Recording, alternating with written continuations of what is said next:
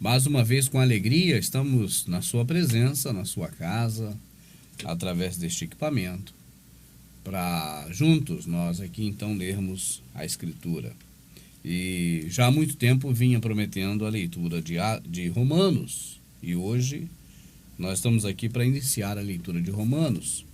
E sempre no início a gente coloca algumas questões sobre a leitura. Em especial essa de Romanos, eu devo dizer para você que eu ainda não li a carta aos Romanos depois que eu deixei o sistema religioso.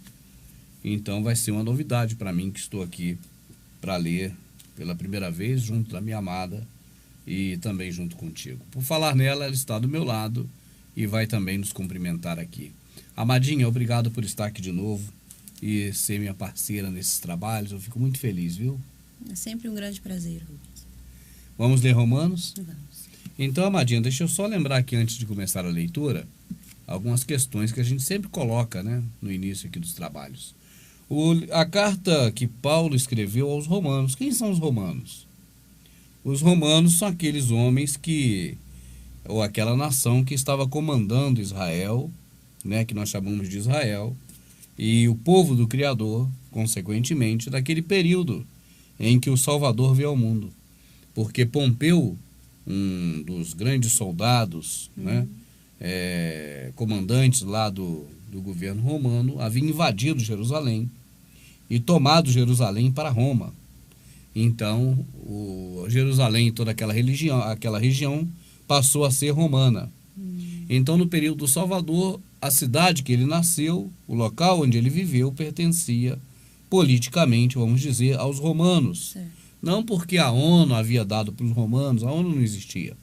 Não porque um organismo superior tinha dado para Roma, mas porque Roma, com forças bélicas de armamento, soldados, pela força de ameaçar de morte, de matar muita gente, foi lá e tomou. Certo. Só que os caras falam conquistou, porque conquista soa como positivo, né? É verdade. Quando falamos em conquista, nós lembramos sempre da conquista do marido que conquista a esposa, né? Nessa época ainda namorada, não é isso? Certo. E outras coisas desse tipo, né? O pai conquistou o coração do filho, e é tudo isso com amor. Mas as conquistas antigas de guerras não era com amor. Só que o sistema que está aí tem que colocar para nós algo negativo, como se fosse positivo. É esse o papel deles, é isso que eles têm feito a vida toda. Assim, vamos dizer, Roma saqueou, matou, roubou, destruiu, e o que ficou, Roma tomou posse. Certo. Então, nessa época do Salvador, era a época em que Roma governava, o mundo da época. Não havia ainda sido descoberto, ou pelo menos os livros de história não registravam a existência da América do Sul, por exemplo. Certo. Então, o mundo que era conhecido era aquele mundo daquela época que Roma dominava. E essa carta vai para essas pessoas que dominavam o mundo. Agora, não é porque é uma carta aos romanos que nós vamos dizer que não serve para nós. Porque a identidade romana está bem próxima da nossa. Romano era um povo que não era de Israel, não era povo do Criador, então era um povo gentil. Nós também somos povos gentios. Então podemos dizer que a carta aos romanos tem muita coisa ali para os gentios romanos que servem para nós. Agora, uma outra questão, amada, é que as cartas de Paulo, elas eram escritas, geralmente, para o grupo de pessoas que conhecia a verdade e que eram romanos ou estavam em Roma, entende? Então é bom sempre lembrar isso também. E nós já estamos tornando como hábito em que eu acompanho nessa Bíblia, a nova tradução na linguagem de hoje. A minha amada vai ler na versão da Bíblia de Jerusalém. Pode levantar, por favor, amada, aí, já deu para ver a Bíblia de Jerusalém. E nós vamos ainda acompanhar tudo isso pela tradicional Ferreira de Almeida, que está aqui, ó. Tá certo? Então, a pessoa que estiver assistindo a gente pode ler na Bíblia em casa, ou se preferir, pode ler no próprio vídeo, porque a carta que você estiver lendo, no caso dos Romanos, vai estar aparecendo, como agora está aparecendo no vídeo. Tá? Aqui, não dá para me apontar, mas você está vendo ela aqui. Não é isso? E aqui embaixo também. Então, podemos começar, amadinha? Sim. Então, creio que já com tudo isso explicado, dê para a gente, então, dar início aqui. Paulo, servo do Salvador, chamado para ser apóstolo, escolhido para anunciar o evangelho do Criador, que ele já tinha prometido por meio dos seus profetas nas Sagradas Escrituras. Ele havia prometido na Bíblia, amada? Não, Não. Aliás, na Bíblia, hora nenhuma fala na Bíblia. verdade. Por que que a Bíblia não fala na Bíblia hora nenhuma, minha amada? Porque ela não existia. Na época que foi escrito na Escritura, não existia a Bíblia. Então não teria como ela falar dela própria que ela não existia. Verdade. Mas a Escritura já existia, Certo. né, amada? Então nós percebemos por aí que a Bíblia não é a Escritura. Com certeza. Porque você leu agora Paulo falando. Como já dizia a Escritura que viria o Messias, né? Claro, com as palavras blasfemadas na Bíblia, de Deus, Jesus, Cristo, essas coisas todas. Mas quando ele cita que já estava na Bíblia, aqui, ó. Deixa eu ver aqui como é que está na minha. Paulo, servo do Salvador, escreve essa carta. O Criador chamou e me separou para ser seu apóstolo, a fim de que eu anuncie a boa notícia do Evangelho do Criador há muito tempo. Essa boa notícia foi prometida pelo Criador, por meio dos seus profetas, escrita nas Escrituras Sagradas. Então a Escritura já existia e Paulo não cita a Bíblia porque ela não existia. Agora um detalhe também, que são as boas notícias. Corrompido para Evangelho. Evangelho. Verdade. A palavra evangelho vem de evangelion, uma palavra grega transliterada para o português como evangelho. Mas não é aquilo que as Escrituras dizem. Porque aquela palavra que as Escrituras dizem deveria ter sido traduzida. Ela ficaria como boas notícias, boas novas. Certo. Então podemos seguir, minha amadinha. Me desculpe por ter interrompido. E diz respeito a seu filho, nascido da estirpe de Davi, segundo a carne, estabelecido filho do Altíssimo, com poder por sua ressurreição dos mortos, segundo o Espírito de santidade, e ao Rushua, nosso Salvador, por quem recebemos a graça e a missão de pregar para louvor do seu nome. Sim, amadinha, vamos dar só uma olhadinha aqui. Quando você fala aí, olha só, ele nasceu fisicamente da descendência de Davi. Certo. Do pai, ele nasceu fisicamente ou espiritualmente? Espiritualmente. Então vamos ler direitinho, porque está assim. Se a gente ler bem compassado e bem devagarzinho, analisando tudo o que está lendo, nós vamos compreender o que Paulo quis deixar para a gente. Certo. O que nós nunca podemos nos esquecer, amada, que a escrita é um método tecnológico para perpetuar aquilo que foi dito. Certo. Nós paramos para pensar, imaginar e chegar à seguinte conclusão. O que é um livro escrito? Um livro é uma forma tecnológica, muito antiga, mas é tecnológica, em que a pessoa pode perpetuar aquilo que ele está dizendo. Então, Paulo, quando disse essas palavras aos romanos, por carta, ele não só utilizou a carta para ser enviada onde ele não poderia ir, por algum motivo, mas a carta chegou, no caso dos romanos, como também para perpetuar aquele ensinamento. E ele está perpetuado até hoje. Então, quando nós lemos a carta que Paulo escreveu aos romanos, nós aprendemos com a carta que Paulo escreveu. Porque nós descobrimos muitas coisas interessantes sobre o Criador, sobre o Salvador, sobre o nosso dever de comportamento, sobre tudo.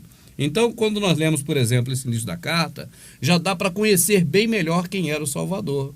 Porque demonstra, neste trecho, vamos dizer assim, o aspecto humano do Salvador, que é o próprio Criador que se fez humano, Certo. e o aspecto espiritual. Lê de novo o trecho para a gente dar uma olhada na sua Bíblia. Na Bíblia que você está lendo é a de Jerusalém. E nós vamos acompanhar aqui na Feira de Almeida. E que diz respeito a seu filho, nascido... Seu filho, o Salvador. Salvador. Nascido da estirpe de Davi, Da segundo a linhagem. carne. Então, é nascido da linhagem de Davi, da família de Davi, Segundo a a carne, quer dizer fisicamente, Certo. né? De forma física. Agora vamos a outra parte.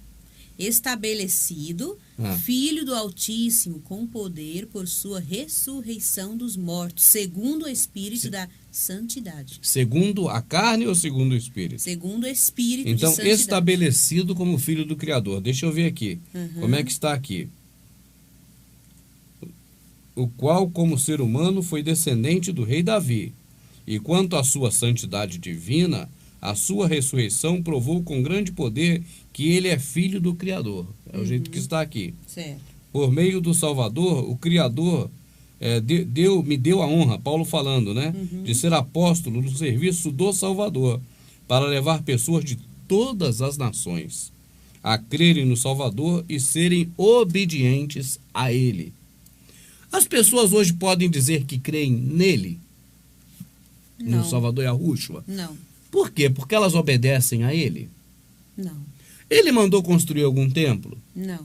Ele mandou ir a templo? Não. Ele não mandou nada dessas práticas que se fazem e dizem que é para ele. Então nós temos certeza que as pessoas não obedecem. Não obedecem. Como está aí no seu, amada, por favor?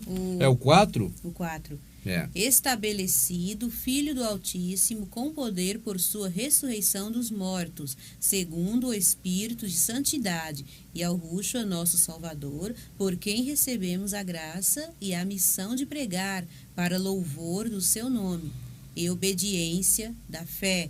Outra coisa, amada, louvor do seu nome entre todos os gentios, né? Entre todas as gentes, em todos os lugares.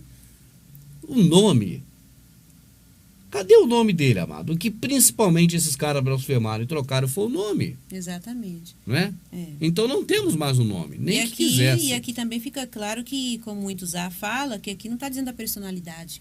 Está dizendo Sim. o nome, porque mais acima já fala do Filho, do Salvador. Sim. Aqui fala o nome mesmo. Sim. Não dá para entender que é a personalidade dele, entende? Não, igual o sistema religioso diz. Diz que não tem nada a ver, que é a pessoa, é a personalidade. Aqui é claro que é o nome. Aí Paulo está deixando, Shaul, né, que nem Paulo Shaul está deixando bem claro que ele está falando a respeito daquele que nasceu de uma mulher, não é verdade? Certo. Mas que é filho do Altíssimo, que é o Salvador e Yahushua. Quando a gente fala filho, amado, ao mesmo tempo falamos que ele é o próprio Criador, isso de repente na cabeça de quem quer tumultuar, tem uns que querem tumultuar, vira um prato feito. Com certeza. Agora, na cabeça de quem quer compreender, eu creio que deve analisar os ensinamentos que nós vemos na Escritura sobre ele. É verdade. Entende, amada? Sim. Então, quando Paulo fala filho, porque Paulo agora está tendo uma alusão ao fato na esfera humana. Ele está falando para gentios na carne, para romanos. Então agora ele tem que falar do jeito que os romanos entendam bem. Se ele começar a falar, igual o João sempre falou aqui agora, né, de que se fez carne, né, está tanto tempo comigo e não me conhece. Se Paulo começar a falar dessa forma, de repente complica o entendimento. Por isso é que ele veio na esfera humana. Entendo. Porque realmente ele é filho do pai. Sim. Mas ele é o pai também. É verdade. Né, amada? É verdade. É uma coisa que nós já explicamos em outros vídeos, não vamos parar aqui agora, senão vai fugir da leitura de Romanos. Vai virar outro tema esse vídeo. É verdade. Para que não vire outro tema, eu creio que as pessoas podem procurar o que nós já explicamos sobre isso, baseado no que entendemos da Escritura. Né, amada? Sim. Então vamos bem devagarzinho, a gente não está correndo, nem com pressa, né? É verdade. A gente está aqui bem à vontade. E a minha amada vai seguir lendo. Nós vamos fazer blocos de 20 minutos. Ok. Tá bom, minha amada? Certo. E estamos com 14. Por quem recebemos a graça e a missão de pregar para louvor do seu nome, a obediência da fé entre todas as nações, das quais fazeis parte também vós, chamados de Yahushua, a vós todos que estáis em Roma, amados do Criador, e chamados à santidade, graça e paz, da parte do Criador nosso Pai e do Salvador Yahushua. Sim. Pode seguir, minha amadinha. Em primeiro lugar, dou graças ao meu Criador, mediante e ao Yahushua por todos nós, porque vossa fé é celebrada em todo o mundo. O Criador é testemunha, a quem presto um culto espiritual. Ah, tem coisa interessante aí, amado. O Criador é testemunha, a quem presta um culto espiritual, anunciando o evangelho de seu Filho, de como me lembro de vós. E peço continuamente em minhas orações que, de algum modo,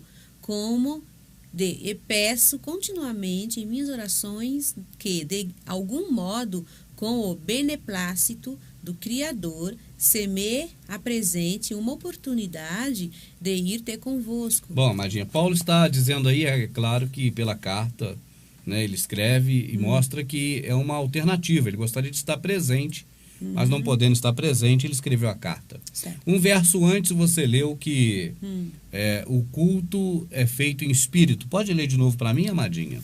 O Criador é testemunha a quem presta um culto espiritual. Pronto. Paulo está dizendo que presta um culto espiritual. Certo. Na Bíblia de Jerusalém. Uhum. Na Bíblia Ferreira de Almeida, ele está dizendo que serve em espírito. Uhum. Aí é o seguinte, amada.